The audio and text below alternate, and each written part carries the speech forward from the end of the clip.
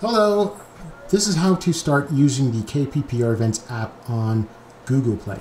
You're going to download the app from the Google Play Store. Once you've done that, you're going to now access the app. Go to register and register all your information. At country, you're going to highlight the country that you are in and press OK. Now you're able to access the app with your email address and your password.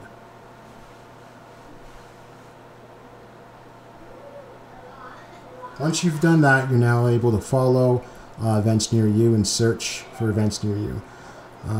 You can do this also with the features that are given to you in the app, which is explore people and places, my tickets, rewards, terms and services. Make sure you read the terms and services. Thank you.